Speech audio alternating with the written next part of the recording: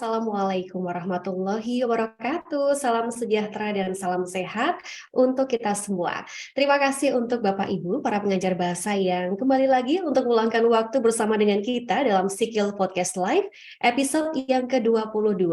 Senang sekali saya Merinda Tobing, selaku pewara bisa kembali hadir menjumpai Anda.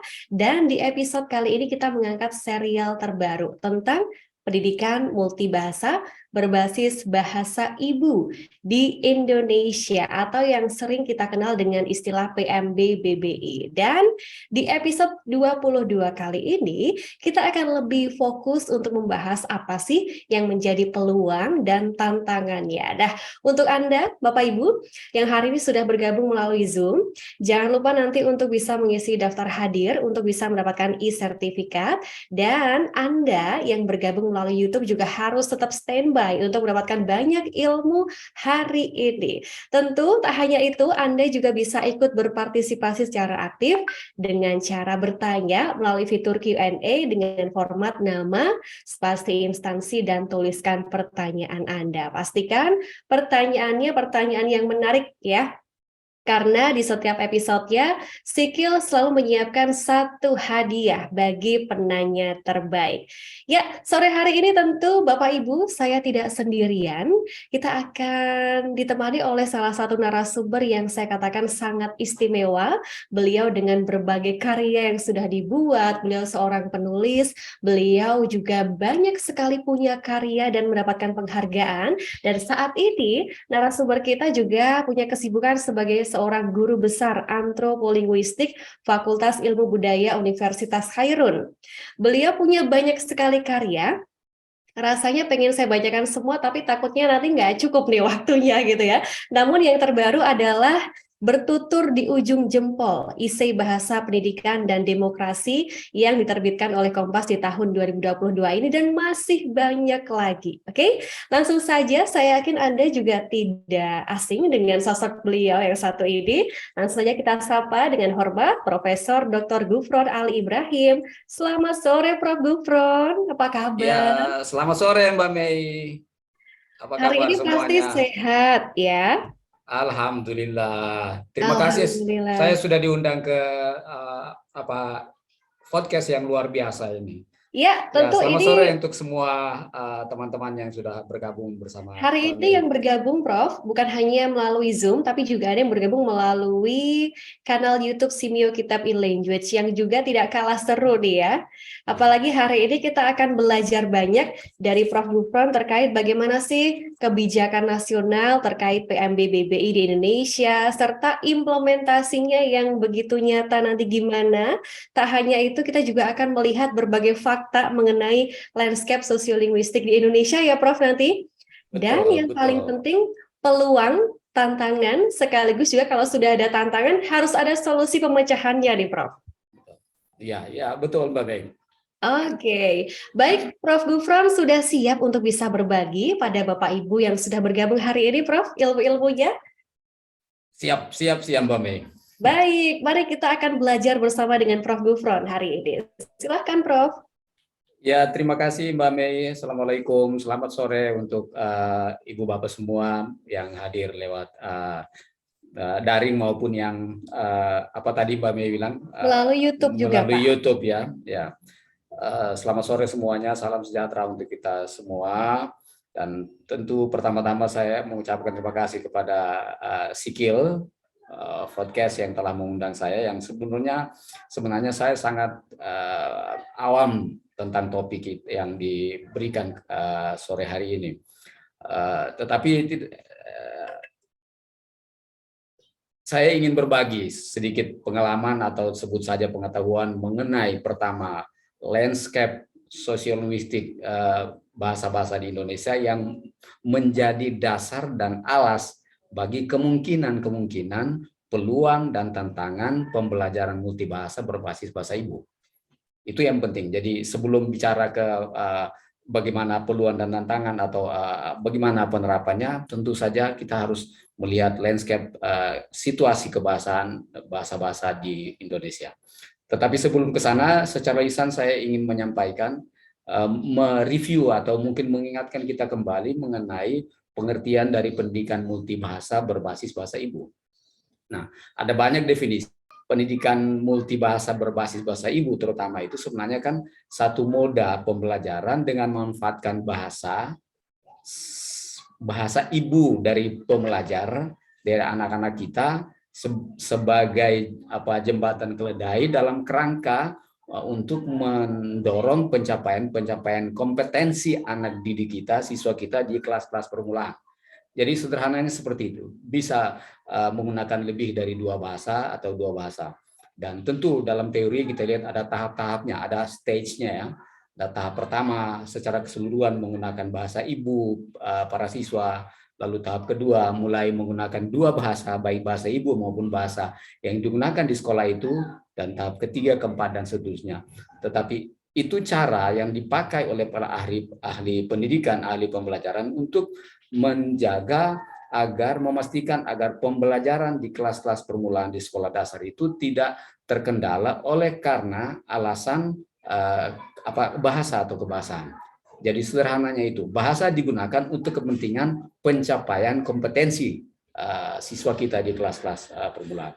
Itu sebenarnya pengertian sederhana yang bisa saya jelaskan. Tentu banyak definisi.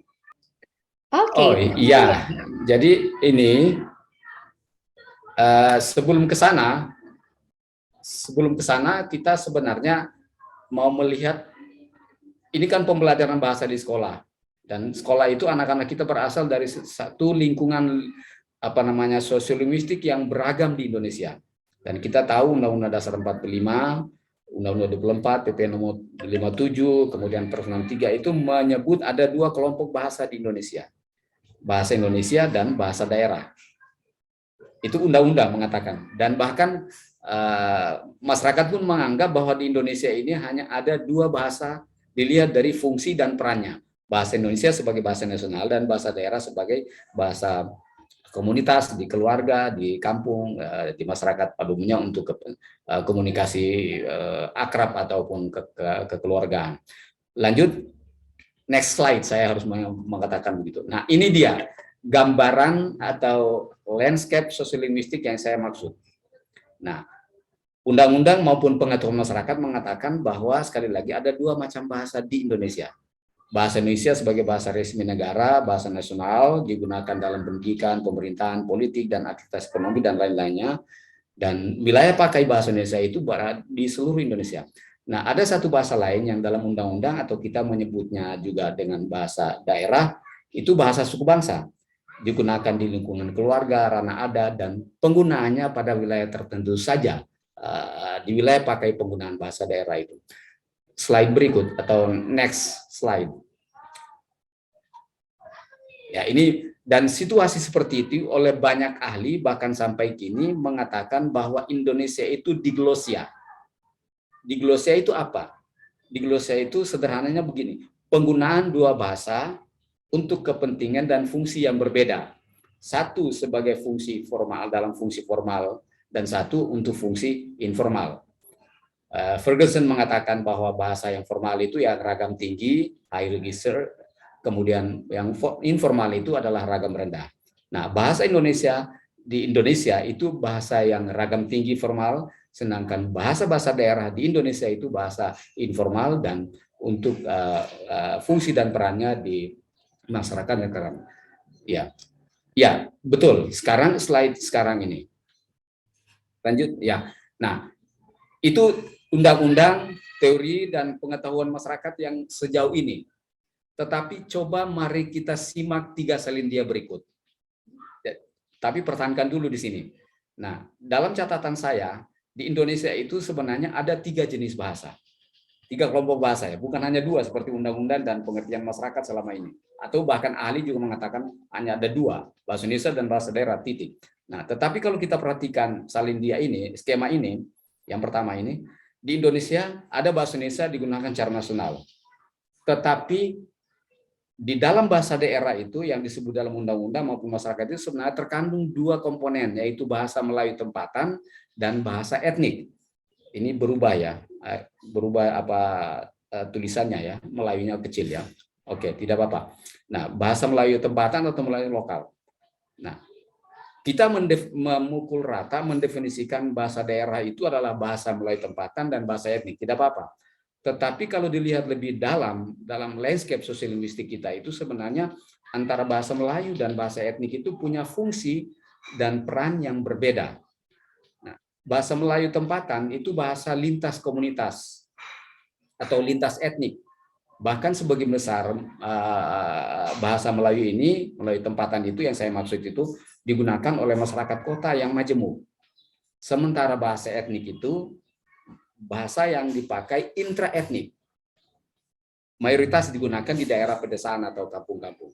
Nah, untuk bahasa Melayu tempatan itu digunakan di beberapa provinsi,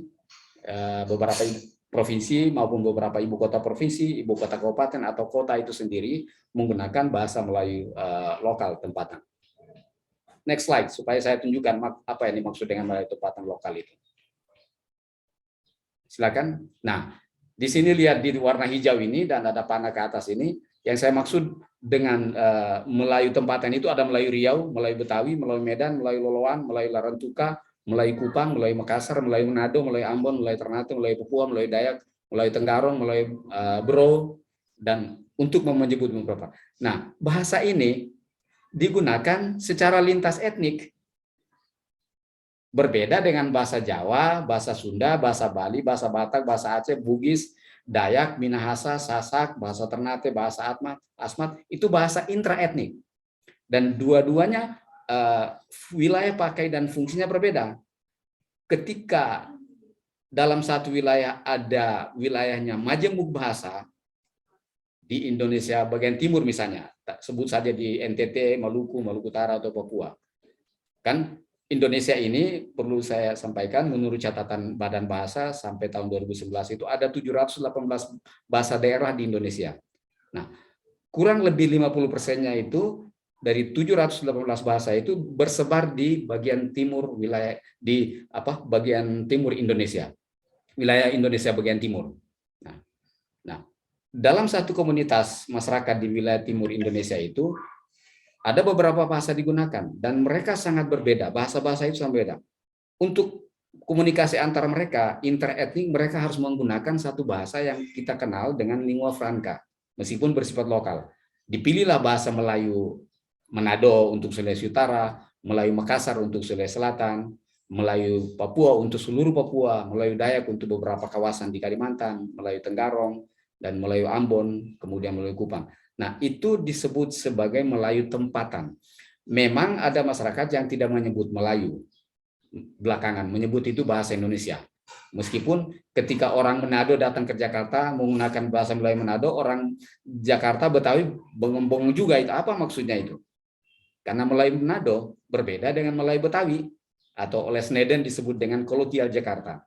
Saya pun kalau ke Jakarta dengan Mbak Mei menggunakan bahasa Melayu Ternate, bingung Mbak Mei-nya nanti apa ini maksudnya. Dan itu yang dimaksud dengan Melayu lokal. Jadi Indonesia ini sebenarnya singkatnya triglosia, bukan diglosia. Ada bahasa Indonesia sebagai bahasa negara, bahasa nasional, perekat keindonesiaan kita, dan ada satu bahasa tengahan saya menyebutnya, semacam intermediate language, bahasa Melayu tempatan yang kebanyakan bersebar di wilayah timur Indonesia, Sulawesi, Maluku, Maluku Utara, Papua, dan tentu di Sumatera dan Kalimantan juga ada Melayu tempatan. Nah, lalu bahasa etnik.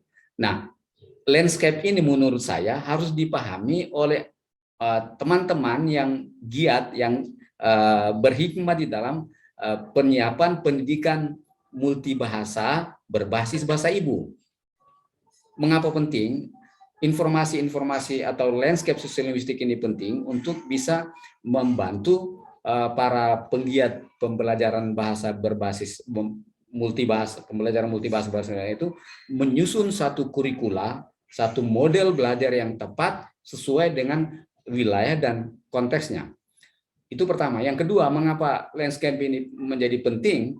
Karena akhir-akhir ini, dan kita semua tahu, tentu menurut hasil penelitian dan juga menurut hasil pemetaan Badan Bahasa Kemendikbudristek, bahasa-bahasa di Indonesia yang 718 itu dikelompokkan paling sedikit secara kasar ada 4 atau kelompok bahasa-bahasa daerah yang status kebugarannya ya, vitalitas bahasanya itu ada yang masih sehat, masih aman, kemudian ada yang sudah mengalami kemunduran, dan ada yang tergerus, bahkan terancam punah, dan terakhir menurut catatan Badan Bahasa ada 11 bahasa daerah di Indonesia sudah punah.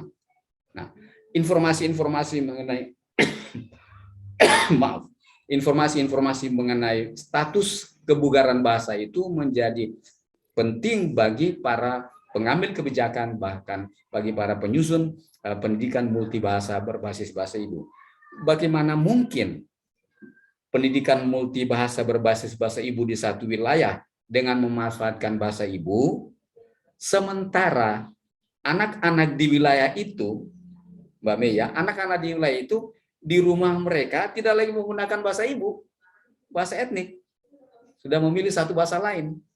Nah, itu yang pertama. Yang kedua, landscape sosiolingvistik ini, landscape sosiolingvistik menjadi penting karena untuk wilayah-wilayah yang saya sebut dengan monolingual, komunitas yang monobahasa, eka bahasa, memilih bahasa ibu sebagai bahasa dalam pendidikan multibahasa berbahasa ibu itu gampang. Tetapi di wilayah yang saya sebut dengan majemuk bahasa, misalnya contohnya begini, di Maluku misalnya, ada 60 bahasa. 60 bahasa daerah maksud saya. Memilih bahasa mana yang dipakai untuk pembelajaran pendidikan multibahasa berbasis bahasa ibu, itu bukan perkara gampang. Kalau milih bahasa A, nanti komunitas bahasa B bilang, kenapa bukan bahasa saya yang dipilih untuk. Nah, itu kedua. Yang ketiga, anak-anak yang di dalam kelas itu kan berlatar bahasa etnik, bahasa ibu yang berbeda. Kalau memilih satu dari antara sekian itu, pasti ada kendala. Nah, karena itu saya menyarankan, oh ya, lanjut aja sebelum saya tiba ke sana. Next slide, Mbak Mei. Nah, ini menguatkan saja. Jadi Indonesia itu sebenarnya triglosia. Bahasa Indonesia nasional, kok ada yang hilang ya tulisan-tulisannya. Kemudian Melayu tempatan itu atau Melayu lokal itu lintas etnik. Di kota-kota, contohnya misalnya begini, di Manado, di Sulawesi Utara itu orang menggunakan bahasa Melayu Manado, tidak menggunakan salah satu bahasa Minahasa di Sulawesi Utara, atau bahasa Sangihe, atau bahasa Gorontalo, bahasa Mongondo, tidak. Mereka menggunakan bahasa Melayu Manado sebagai bahasa yang lintas etnik. Bahkan bahasa Melayu Manado di Sulawesi Utara itu semakin menggerus bahasa-bahasa etnik, bahasa-bahasa Minahasa di Sulawesi Utara. Lalu ada bahasa etnik. Jadi Indonesia itu sebenarnya triglosia. Lanjut, bukan diglosia. Nah, ini 3 fakta. Dari lanskap sosiolingvistik tadi kita menemukan 3 fakta. Fakta pertama, jumlah penutur dan ranah penggunaan beberapa bahasa etnik di Indonesia, terutama bagian timur, makin tergerus. Ya tadi Mbak Mei yang saya bilang, mau memilih salah satu bahasa ibu untuk diajar sebagai bahasa alat untuk pembelajaran pendidikan multibahasa bahasa ibu, sementara anak-anak yang kelas-kelas permulaan di sekolah dasar itu tidak lagi menggunakan bahasa ibunya, di rumah sudah mungkin menggunakan satu lingua franca, bahasa Melayu tempatan. Itu yang pertama. Yang kedua, fakta di perkotaan, masyarakat urban saya menyebutnya semakin meninggalkan bahasa etnik dan memilih satu lingua franca. Yang saya maksud tadi, di kota Manado, anak-anak tidak lagi yang orang tuanya berbahasa ibu bahasa Minahasa, tidak lagi menggunakan bahasa Minahasa, bahasa Melayu Manado. Begitu juga di Sulawesi Selatan, menggunakan bahasa Melayu Makassar ketimbang bahasa Bugis atau Toraja, atau bahasa Tai, atau bahasa Mandar, dan bahasa-bahasa kecil lain di Sulawesi Selatan. Demikian juga di Kalimantan. Kecuali di Sumatera ya, ada karena Melayu, dan setelah itu bahasa Indonesia. Nah, fakta yang ketiga, bahasa ibu, bahasa pertama sebagian besar anak di perkotaan bukan lagi bahasa etnik. Sekali lagi ya, bahasa ibu atau bahasa pertama sebagian besar anak di perkotaan, ibu kota kabupaten, ibu kota kota, atau bukan ibu kota provinsi, kota-kota metropolitan, bukan lagi bahasa etnik, bahasa ibu mereka, bahasa pertama. Bahkan mereka sudah menggunakan bahasa pertamanya adalah kalau anak lahir di Makassar, yang pertama-tama dia tahu di rumah adalah bahasa Melayu Makassar, bukan bahasa Makassar, bukan bahasa Bugis. Di Jakarta misalnya, pertama-tama dia tahu bukan bahasa salah satu bahasa daerah di tanah Jawa, tetapi mengetahui bahasa Melayu Betawi, yang oleh Sneden sekarang disebut sebagai kolokial Jakarta. Jadi kolokial Jakarta itu sebenarnya metamorfosis dari bahasa Melayu yang sekarang yang kita pakai sekarang di Jakarta. Nah, ini 3 fakta. Fakta ini menjadi catatan penting bagi penyusun kebijakan dan pelaksana pembelajaran pendidikan multibahasa berbasis bahasa ibu. Dengan demikian, kita akan memilih secara tepat bahasa mana yang dipilih dalam pendidikan multibahasa berbasis bahasa ibu itu. Lanjut, Mbak Mei. Nah, ini PMB-BBI ini menurut saya menghadapi 3 soal ini. Ini tantangan. Bahasa-bahasa etnik yang digunakan sebagai bahasa pengantar di kelas dasar makin tergerus. Jadi boro-boro mau menggunakan itu, anak-anak sudah nggak pakai lagi di keseharian mereka. Mereka bermain dengan teman-temannya sudah tidak lagi menggunakan bahasa etnik, tapi bahasa lingua franca yang saya sebut di awal tadi. Ada fakta yang kedua, semakin muda usia penutur jati bahasa etnik maksud saya, semakin meninggalkan bahasa suku bangsanya. Dan itu terjadi di Maluku Utara. Teman-teman saya pernah meneliti beberapa tahun lalu, menemukan bahwa pasangan suami istri, semakin muda pasangan suami istri satu keluarga, semakin meninggalkan bahasa etniknya dan semakin memilih menggunakan bahasa lingua franca yang saya bilang tadi. Untuk Maluku Utara ya bahasa Melayu Ternate, Maluku bahasa Melayu Ambon, Sulawesi Utara bahasa Melayu Manado, dan tempat-tempat yang lain yang punya lingua franca itu. Yang ketiga, bahasa pertama masyarakat urban, sekali lagi menegaskan tadi, bukan lagi bahasa etnik, melainkan bahasa urban yang saya sebut tadi. Jadi Melayu tempatan itu bisa didefinisikan secara sosiologis sebagai bahasa urban, bahasa orang kota. Nah, ini 3 masalah menurut saya, 3 soal yang dihadapi oleh pengambil kebijakan maupun pelaksana PMBB-BBI. Next slide. Nah, itu 3 fakta. Jadi 3 soal dan 3 fakta. 3 fakta. Fakta yang pertama di awal-awal tadi, kita punya 3 bahasa nasional, bahasa Melayu tempatan sebagai lingua franca, dan bahasa etnik. Nah, bahasa etnik itu makin tergerus. Oleh Badan Bahasa sudah mencatat 11 bahasa sudah punah. Dan di wilayah timur Indonesia, bagian timur Indonesia itu, ya semakin banyak anak-anak, semakin banyak tidak lagi bisa dan biasa menggunakan bahasa suku bangsa mereka, bahasa etnik mereka di lingkungan rumah maupun di kampung teman-teman bermainnya. Nah, fakta yang ketiga saya kira sudah saya sebut tadi, soal bahasa urban sebagai bahasa bersama masyarakat urban di kota-kota besar di Indonesia, metropolitan maupun ibu kota-kota provinsi dan kabupaten kota yang maju. Next slide. Nah, tetapi kita punya peluang menurut saya. Itu tadi tantangan, masalah yang dihadapi. Kita punya 3 peluang, Mbak Mei. Peluang yang pertama adalah upaya preservasi bahasa sedang digalakkan oleh pemerintah. Terus digalakkan. Capaiannya belum maksimal, tetapi upaya menyelamatkan bahasa dari ancaman kepunahan itu dilakukan terutama oleh Badan Bahasa, teman-teman di Badan Bahasa. Dan juga mungkin lembaga sosial masyarakat, lembaga pemberdayaan masyarakat mendorong maksudnya supaya bahasa ibu, bahasa etnik di Indonesia itu dapat ditransmisikan dari satu generasi ke generasi berikut. Bahasa yang punah itu, bahasa-bahasa daerah di Indonesia itu punah, atau bahasa-bahasa di dunia ini punah karena sebab utamanya karena orang tua mereka tidak lagi, dalam definisi saya, tidak lagi membiasakan anak-anak mereka sebagai selapis generasi pewaris bahasa ibu itu menggunakan bisa menggunakan lagi di masyarakat. Nah, peluang yang kedua, lembaga-lembaga yang kompeten sedang terus mengembangkan model pendidikan multibahasa berbasis bahasa ibu, antara lain Sikil ini atau lembaga-lembaga lain yang itu harus diperkuat. Dan sekali lagi, yang ketiga adalah gerakan dan semangat menghidupkan kembali penggunaan bahasa ibu di kampung ibu sendiri. Itu menjadi satu tren baru meskipun belum terasa. Di beberapa tempat juga memang sudah banyak keluhan, selapis generasi tidak bisa lagi menggunakan bahasa ibunya dan sudah memilih satu bahasa lain. Itu 3 peluang. Next slide.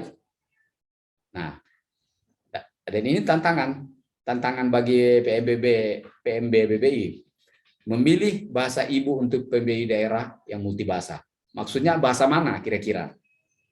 Contoh misalnya Mbak Mei, di Maluku atau di Maluku Utara di kampung saya ada 32 bahasa. Nah, 32 bahasa. Kita milih satu di antara 32 di kelas. Sementara di kelas itu anak-anaknya ada yang berlatar belakang bahasa etnik A, bahasa B, bahasa C, dan sebagainya. Itu tidak mudah. Maka menurut saya, pilihan yang baik adalah pilihan jalan tengah memilih lingua franca tadi. Yang memang sudah digunakan oleh anak-anak mereka di luar sekolah sebelum masuk sekolah. Itu yang pertama. Yang kedua, tantangan kedua adalah rekrutmen, penyediaan, dan pelatihan guru dalam pelaksanaan PMBBI. Nah, ini penting karena harusnya tidak hanya guru-guru yang mengajar di kelas-kelas permulaan itu cakap mengajarkan materi pelajaran atau bahan ajar di kelas-kelas permulaan, tetapi juga punya kemampuan, kompetensi, dan kecakapan untuk menjadikan bahasa sebagai sarana pembelajaran dalam rangka meningkatkan kompetensi. Nah, memang di beberapa tempat ada muatan lokal ya. Ini di luar dari PMBBI ya. Mereka mau memasukkan bahasa daerah sebagai muatan lokal di daerah sekolah tertentu dengan tujuan mau menyelatkan bahasa daerah itu dari ancaman kepunah. Tetapi yang masalah karena guru yang mengajar pun tidak punya latar belakang akademik dan kecakapan yang mumpuni sebagai guru pembelajaran bahasa, terutama bahasa daerah. Nah, itu jadi catatan. Jadi ada masalah penting di rekrutmen, penyediaan, dan pelatihan guru supaya pilihan atas bahasa apa dan model-model dengan 3 atau 5 tahap pembelajaran bahasa multibahasa berbasis bahasa ibu yang sudah saya katakan di depan tadi, itu bisa berjalan dengan baik. Kan ini bahasa kita pakai untuk tujuan peningkatan kompetensi atau kecerdasan anak-anak kita di kelas-kelas permulaan. Tantangan yang ketiga adalah PMBBI di sekolah wilayah urban yang tidak lagi menggunakan bahasa ibu sebagai bahasa Indonesia ibu, itu juga satu soal sendiri. Jadi mungkin ada kesamaan antara pemilihan atas salah satu bahasa di wilayah majemuk bahasa etnik atau bahasa daerah dengan wilayah perkotaan yang sudah tidak lagi menggunakan bahasa etnik tetapi sebuah bahasa urban. Mungkin pilihan jalan tengahnya adalah menggunakan sebuah lingua franca di kelas-kelas permulaan sebelum sampai belajar bahasa kedua, bahasa ketiga, bahasa Indonesia, bahasa Inggris atau bahasa asing lainnya. Nah, saya kira itu Mbak Mei 3 tantangan. Dan next slide. Nah, ini 2 moda, saya menyebutnya istilahnya tepat atau tidak, tetapi saya menyebutnya 2 moda pendidikan multibahasa berbahasa ibu. Moda pertama, sekolah di daerah, terutama daerah monolingual ya, yang bahasa suku bangsanya cuma satu Mbak Mei ya. Misalnya di Jawa hanya bahasa Jawa, atau di Sunda hanya bahasa Sunda. Artinya satu pulau besar itu hanya ada 2 bahasa, tentu dengan bahasa Madura ya. Nah, itu saya sebut sebagai nolan. Nah, itu gunakan bahasa ibu. Memilihnya gampang, Mbak Mei. Dan kita berharap di daerah dengan moda 1 ini, anak-anak kita yang sebelum ke sekolah itu, mereka itu masih menggunakan bahasa ibu mereka atau bahasa etnik mereka. Sehingga guru bisa memanfaatkan itu untuk menjelaskan pelajaran-pelajaran dan supaya mengatasi kendala bahasa ketika belajar di kelas-kelas permulaan. Moda yang kedua, sekolah di daerah multilingual atau juga di perkotaan, pilihlah salah satu bahasa lingua franca di kawasan tersebut sebagai bahasa pengantar di kelas permulaan dalam pendidikan multibahasa berbasis bahasa ibu. Saya pikir ini slide atau salindia terakhir, Mbak Mei. Mudah-mudahan bisa memantik diskusi kita. Kurang lebihnya saya mohon maaf. Ini catatan-catatan permukaan, tetapi beberapa berdasarkan amatan yang intensif dan bahkan riset dari beberapa teman terkait dengan landscape sosiolinguistik bahasa Indonesia sebagai alas, sebagai dasar bagi pengambilan kebijakan dan pelaksanaan pendidikan multibahasa berbasis bahasa ibu. Terima kasih Mbak Mei atas kesempatan yang diberikan. Baik, terima kasih Salam banyak. bahasa ibu. Salam bahasa Ibu. Terima kasih banyak Prof. Gufron. Menarik sekali ketika kita membahas tentang PMB-BBI gitu ya. Ya, Akhirnya hari ini ya, bisa lebih detail dan rinci. Oh, ternyata seperti ini pemahaman yang harus kita terima gitu ya. Memang kekayaan ragam bahasa yang ada di Indonesia menimbulkan dua hal, ada peluang dan juga ada tantangan. Tapi tadi sudah diberikan betul, solusi oleh Profesor Gufron. Ada dua, ketika memang kondisinya monolingual bisa menggunakan bahasa ibu, tapi ketika multilingual, gunakan lingua franca. Begitu ya, Prof. Gufron betul, ya. betul. Baik, Bapak Ibu, saya juga mengundang Loh, kok Anda untuk bisa berpartisipasi melalui loh? pertanyaan dengan cara menuliskan pertanyaannya di fitur Q&A dengan format nama, spasi instansi, dan tuliskan pertanyaan Anda. Saya yakin pertanyaan hari ini pasti menarik-menarik ya, Prof. Gufron ya. Iya, iya. Mudah-mudahan teman-teman bisa memberi perluasan wawasan atas apa yang kita Hmm. Ya. sampaikan tadi. Saya tadi sangat tertarik ketika Prof. Gufron mengatakan ketika di suatu wilayah ternyata ada puluhan bahasa gitu ya. Bahkan Itu ada yang akan ratusan menjadi, bahasa. iya, bahkan ratusan. Itu yang akan menjadi masalah ketika kita seorang pengajar harus memilih yang mana gitu Iya, ya. betul, Mbak Mei. Iya kan, kalau misalnya kita di Jawa, nih saya sendiri saat ini tinggal di Jawa, itu hanya ya ada satu bahasa Jawa gitu kan. Iya, Dari betul. satu provinsi misalnya di Jawa Timur ya bahasanya itu gitu. Tapi ketika di provinsi lain ternyata ada puluhan bahkan ratusan, ini gurunya yang bingung. Waduh, ini berasal dari berbagai daerah, bahasa beda-beda. Ini PR banget ya Prof ya untuk Ya, gurunya ya. betul, betul.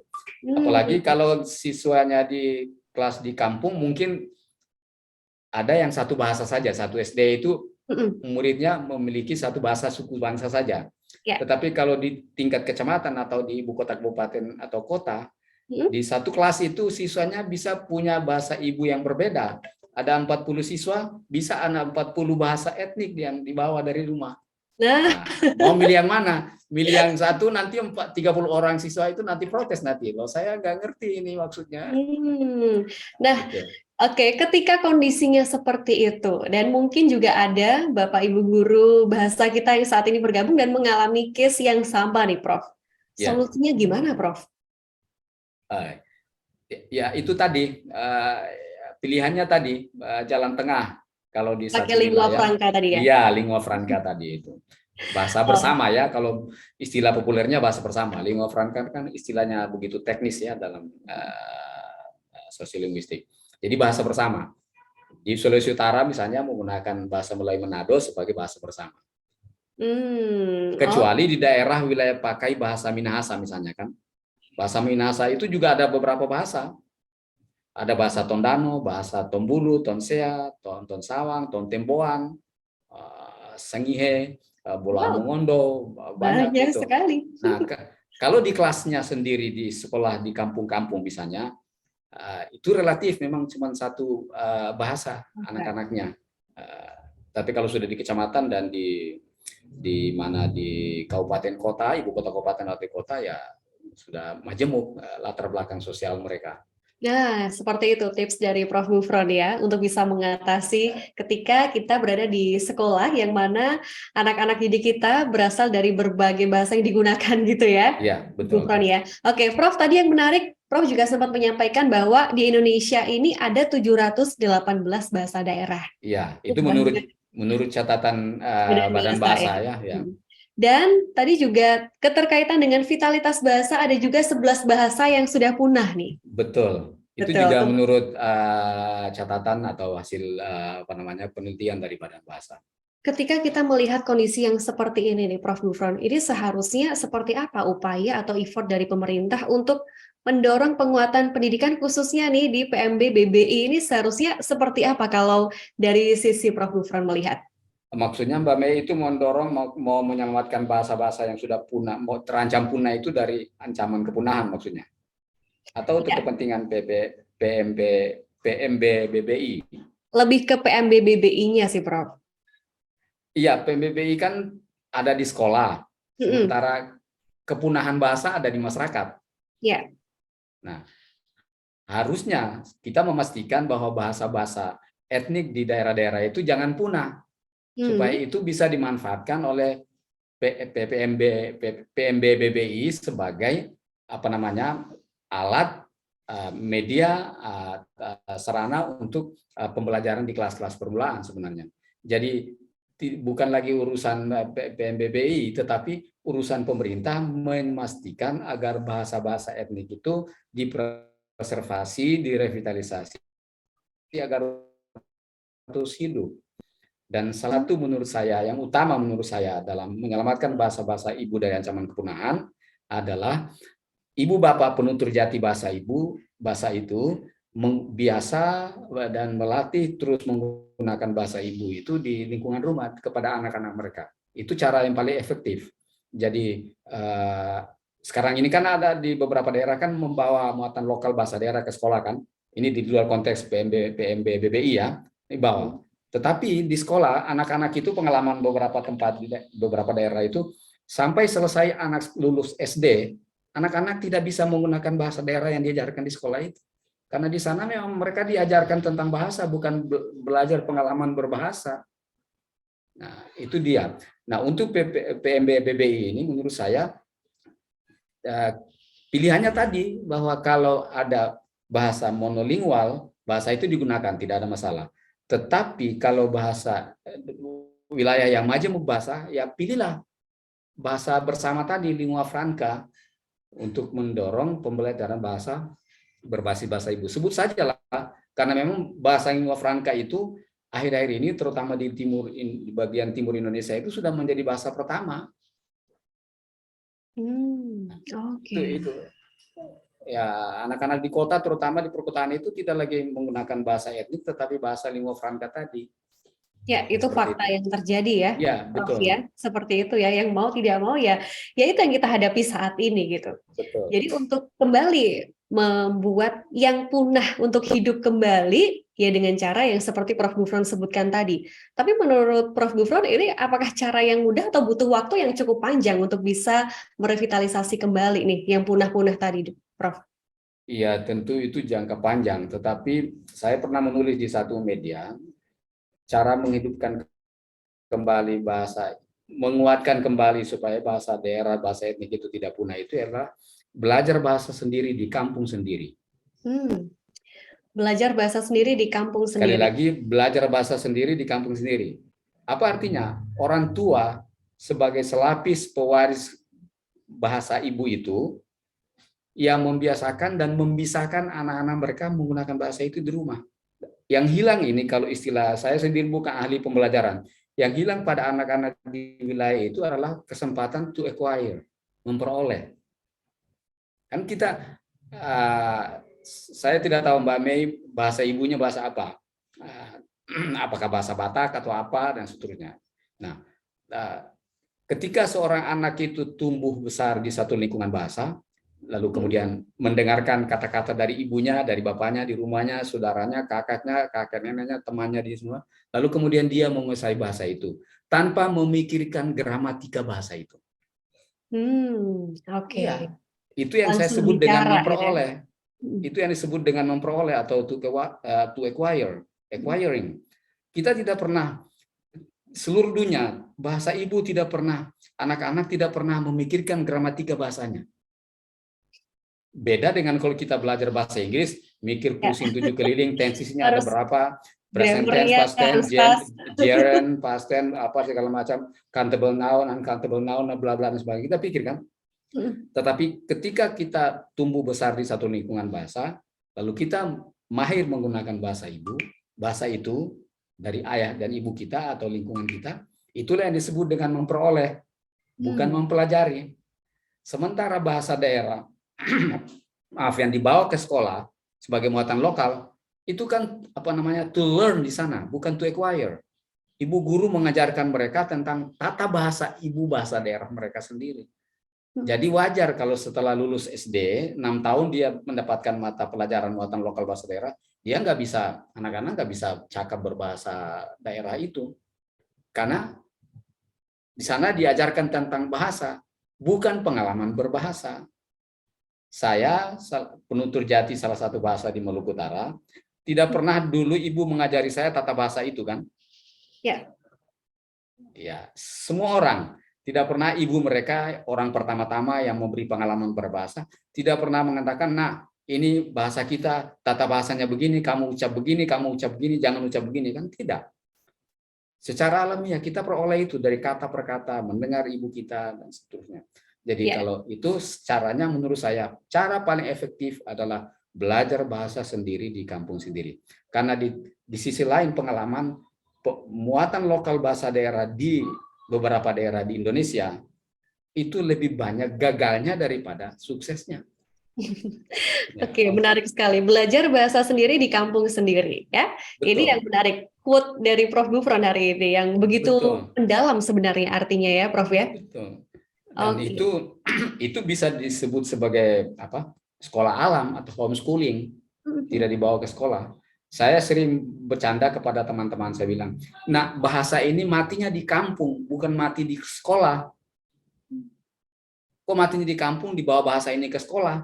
Sementara di sekolah, apalagi SD itu kan sudah berapa mata pelajaran tuh, Mbak Mei. Ya. Nambah lagi muatan lokal. Mm-mm. Memangnya kita mau membuat anak-anak sekolah, anak kita setelah lulus SD jadi Superman-nya? Pelajarannya banyak gitu. Sementara hasilnya tidak ada. Jadi harus ada gerakan apa namanya belajar bahasa sendiri di kampung sendiri. Oke, Praktik. dimulai dari kita sendiri juga ya, Ya Prof. dari Yang paling bapak utama. ibu yang selapis generasi tidak lagi membiasakan anak mereka. Tapi ini hanya bisa dilaksanakan secara ideal di kampung yang monolingual. Kalau di kota kan tidak mungkin. Ya. Di kota mau merevitalisasi satu bahasa, bahasa yang lain ditinggalkan. Ya, ada ketidakadilan. Jadi hak-hak bahasa yang lain tidak terakomodasi.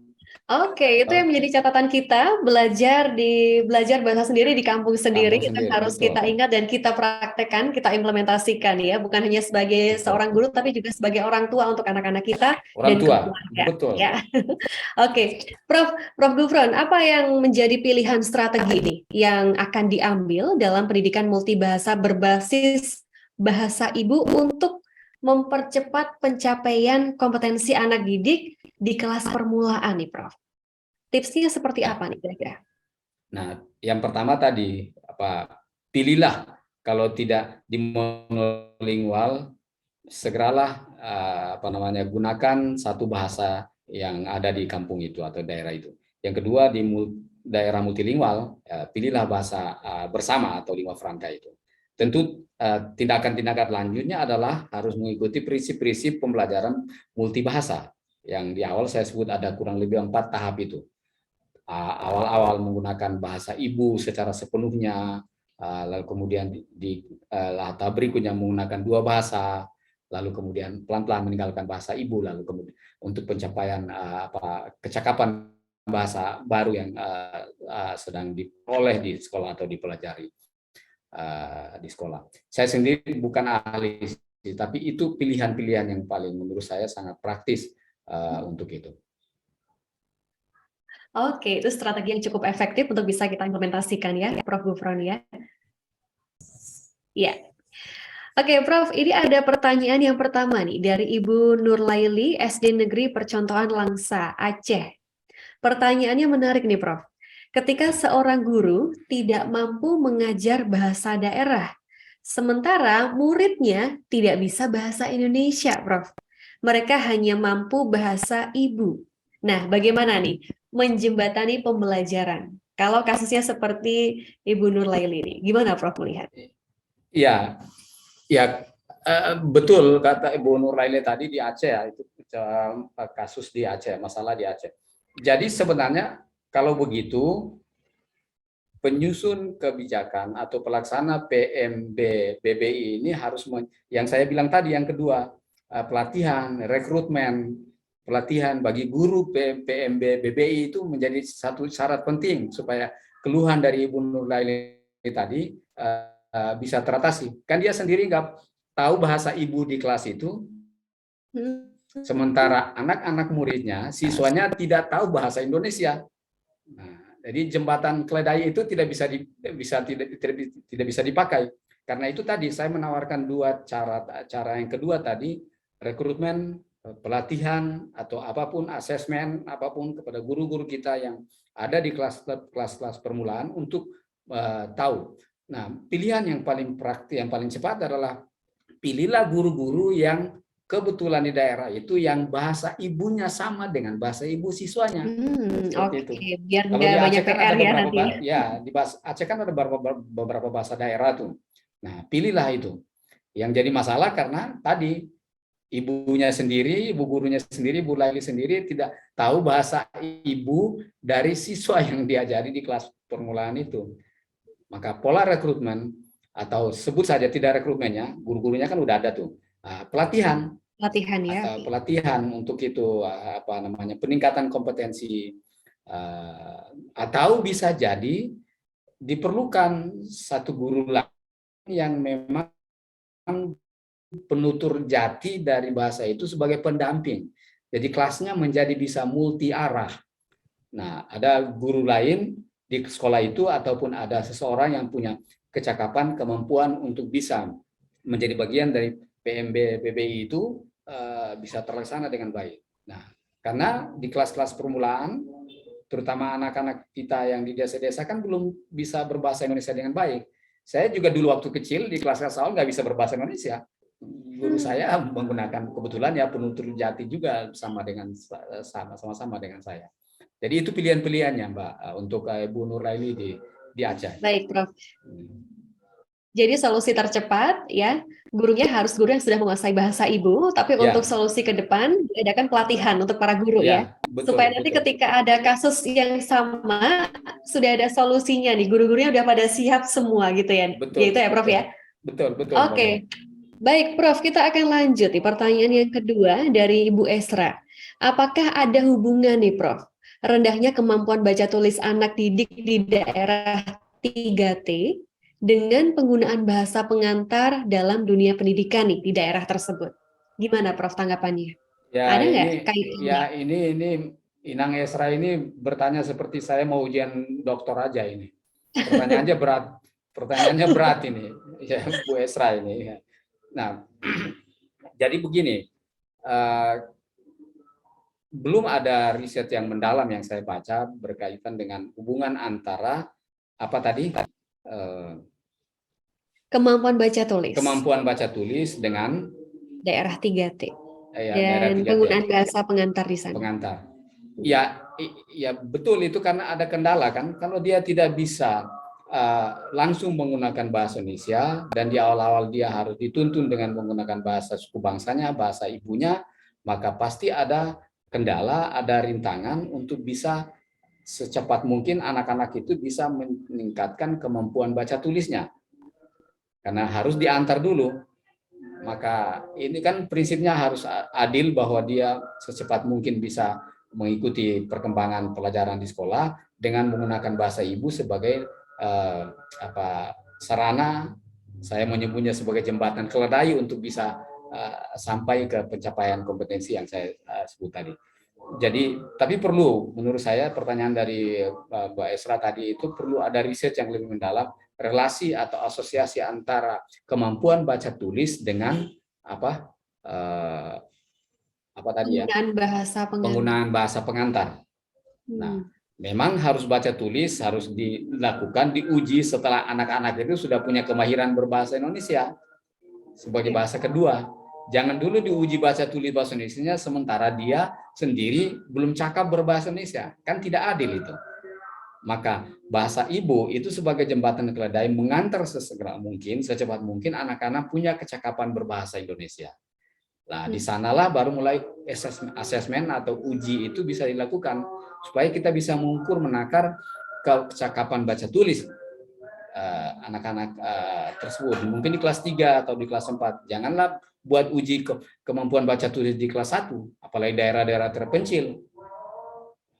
Dan rata-rata mereka memang hanya bisa menggunakan bahasa etniknya, bukan bahasa Melayu tempatan atau sebut saja bahasa Indonesia dialek lokal gitu. Nah, itu seperti itu. Tapi pertanyaan itu menjadi penting mendorong harus ada riset yang mendalam mengenai korelasi antara kecakapan baca tulis dengan penggunaan bahasa pengantar di kelas-kelas permulaan. Oke, Prof. Gufron melihat memang ada korelasi ya di antara kedua hal ini ya, Prof ya. Betul, Pasti betul, berkaitan. Berarti bahasa memang jadi hal yang begitu basic atau dasar ya untuk kita sebelum menuju ke tahapan-tahapan berikutnya dalam pembelajaran ya, Prof. betul, betul, Mbak Mei.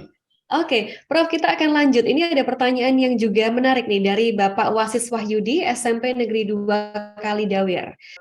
Apakah bahasa ibu berpengaruh terhadap penguasaan bahasa asing, baik dari segi lisan maupun tulisan, Prof? Iya, em, kan orang itu lahir pertama menjadi monolingual dulu ya, Ya. menjadi pengguna penguasa satu bahasa. Lalu ketika dia belajar atau berinteraksi dengan masyarakat lain, dia memperoleh bahasa kedua, ketiga, dan seterusnya. Saya sendiri sudah lupa, tetapi ada riset yang mengatakan bahwa bahasa ibu itu menjadi pondasi penyiapan kecerdasan anak-anak untuk bisa belajar kepada bahasa lain, kepada dunia luar, termasuk secara keseluruhan. Jadi kalau bahasa, dan itu berkaitan dengan sebenarnya language competence ya, kompetensi berbahasa. Ada anak-anak yang punya kecakapan bahasa yang bagus dalam sebagai penutur jati, dan itu membuat dia cepat bisa memperoleh bahasa kedua, bahasa ketiga, dan seterusnya. Apa bahasa asing atau bahasa kedua, bahasa Indonesia, bahasa Inggris, dan seterusnya. Jadi ada semacam, kalau meminjam istilah Howard Gardner, ada kecerdasan majemuk, salah satunya adalah kecerdasan linguistik atau kecerdasan berbahasa. Tidak semua, tetapi anak-anak yang potensi kuat seperti itu, mereka itu punya peluang menjadi polyglot ya, atau multilingual, menguasai lebih dari 2 bahasa, 3 bahasa, dan seterusnya. Tidak semua, meskipun ada anak-anak di kelas-kelas permulaan yang memang mengalami kendala bahasa, kemampuan dan kecakapan berbahasanya tidak begitu berjalan baik ketimbang teman-temannya yang lain. Tetapi kalau dilihat orang per orang, individu-individu,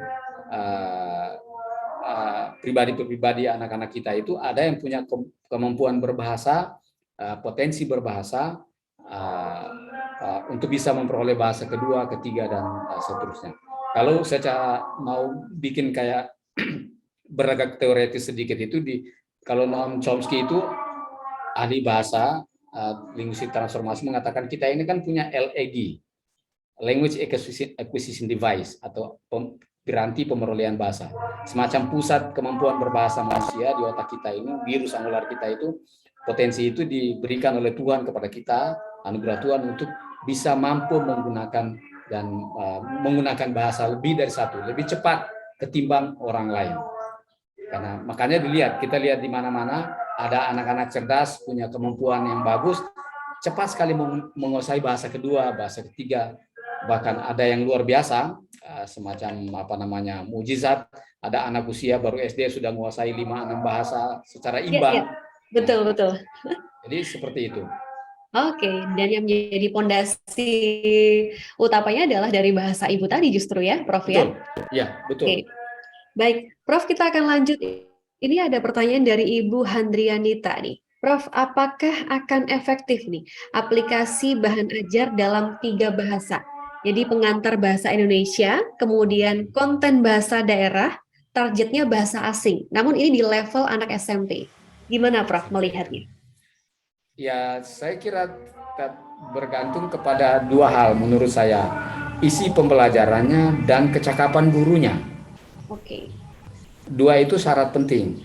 Kalau gurunya cakap, mampu mengombinasikan 3 capaian itu dengan baik, dan model-model pembelajarannya itu bagus, menurut saya itu bisa dilaksanakan dengan baik. Yang jadi masalah karena biasanya bahannya kurang bagus, kemudian gurunya tidak begitu kompeten, tidak begitu siap melaksanakan 3 tadi, kan itu sebenarnya kan 3 in 1 itu kan. Ya. Ya, 3 dalam 1 untuk memastikan bahwa mereka bisa secepat mungkin, terutama di SMP, bisa mendapatkan isi pelajaran yang bersangkutan, tetapi juga sekaligus meningkatkan kecakapan siswa itu menjadi polyglot sebenarnya. Lebih bagus lagi sebenarnya, seperti itu. Oke, Kira-kira jadi kurang lebihnya. kecakapan guru dan satu lagi tadi apa? Di sini sudah isinya. Isinya. Maaf, di sini sudah ada bunyi petir mau hujan deras ini jadi. Iya, Prof. Kita sebentar lagi Halo? akan, ya, masih terdengar, Prof, suaranya? Ya, terdengar. Oke. Semoga sinyal kita masih aman ya, Prof. Ya, mudah-mudahan karena ini di saya sudah mulai mau turun hujan dan apa namanya? Ada apa? Petir. Oke. Satu pertanyaan terakhir, Prof. Semoga masih aman. Ya, saya masih mendengar. Oke. Satu pertanyaan terakhir. Ini ada pertanyaan yang juga bagus menurut kami. Di lingkungan yang kesehariannya menggunakan dua bahasa nih, Prof. Bahasa Indonesia dan Ya. juga bahasa etnik. Apakah PMBBBI Ya. masih diperlukan atau bahasa mana nih yang sebaiknya dipilih? Ya, tadi yang saya bilang tadi, Mbak Mei, kalau untuk daerah yang monolingual, dalam kerangka bisa harus tetap memastikan merawat bahasa etnik itu sendiri, gunakan bahasa etnik. Nah, Oke. untuk yang mereka yang, kan itu orang di tiap rumah kan bukan pukul rata semua orang di tiap rumahnya menggunakan dua bahasa kan. Meskipun di daerah saya di Maluku dan Maluku Utara itu rata-rata anak-anak itu bilingual, Hmm. menggunakan bahasa ibu di rumah dan kemudian dengan teman-temannya menggunakan bahasa bersama tadi lingua franca tadi. Nah, jadi bisa pilihannya pertama gunakan bahasa etnik dan yang kedua bahasa bersama bisa. Ada apa siapa tadi yang bertanya itu bisa dilakukan itu. Jadi tidak ada masalah menurut saya. Oke, baik. Menarik sekali. Terima kasih banyak, Prof. Gufron, Oke, atas sharing sama-sama Mbak Mei. ilmunya hari ini. Namun sebelum berakhir, boleh kasih satu closing statement terkait topik kita hari ini, PMBBBI, peluang dan tantangan untuk kita. Silahkan, Prof. Yang perlu kita ingat. Iya, pilihlah bahasa sesuai dengan daerah. Untuk daerah monolingual, daerah bahasa tunggal bahasa, satu bahasa aja, pilihlah bahasa itu. Dan untuk yang daerah majemuk ya pilihlah bahasa bersama untuk mendorong dan tetap saja dengan tahap-tahap pembelajaran bahasa pembelajaran pendidikan multibahasa berbasis bahasa ibu dengan tahap-tahap yang secara teoretik sudah disiapkan oleh para penyusun kebijakan dan pelaksana pembelajaran itu. Di lain itu menurut Baik. saya supaya bisa terawat itu bahasa ya tadi apa semacam apa quote saya itu tadi belajar bahasa sendiri di kampung sendiri. Oke, baik. Terima kasih banyak, Prof. Sama-sama Gufron, Mbak Mei. atas waktunya 1 jam. Semoga di lain kesempatan kita bisa bertemu dan untuk bisa berbagi ilmu kembali. Sangat bermanfaat, Prof, ilmunya hari ini. Dan tadi ada satu state yang saya ingat bahwa bahasa ini sebagai jembatan keledai untuk ketercapaian suatu tujuan pembelajaran ya, Prof ya. Iya. Ini yang menjadi pengingat kita Iya, bersama. betul. Nah, itu sebenarnya closing statement-nya seperti itu sebenarnya itu. Setuju, Ya, Mbak Mei rupanya menangkap intinya itu. ya. Sekali lagi terima kasih Mbak Mei dan pihak apa Sikil yang telah mengundang saya di ruang yang luar biasa ini interaksi kita dan saya tentu mendapat pengalaman dari diskusi ini. Sekali lagi Ya, terima dan kasih semoga untuk semuanya kepada semua staf dan pimpinan di Sikil.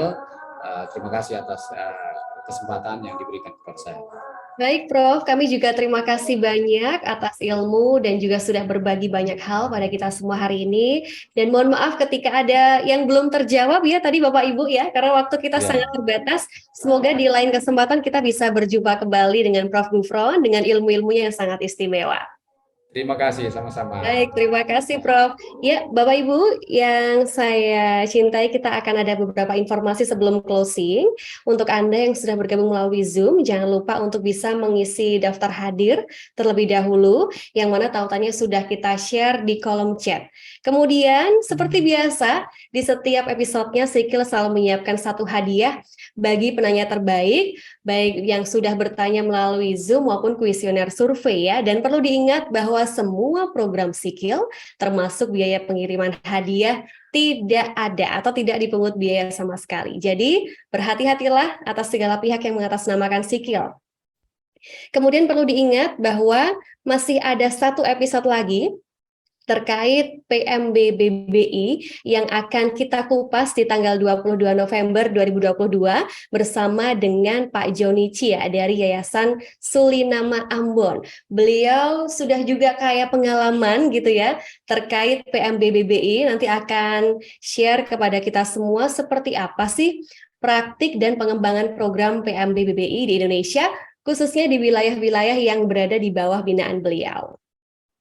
Dan jangan lupa untuk selalu mengikuti semua program Sikil, update selalu di sosial media dari Sikil, baik Instagram, Facebook, YouTube, dan lain sebagainya. Saya Merida Tobing, selaku Muara mengucapkan terima kasih atas kebersamaan Anda. Semoga ilmu dari Prof. Gufron bisa bermanfaat untuk kita semua dan segera kita implementasikan. Saya Mei, pamit undur diri. Selamat sore. Wassalamualaikum warahmatullahi wabarakatuh. Dan sampai jumpa di Sikil Podcast Live berikutnya.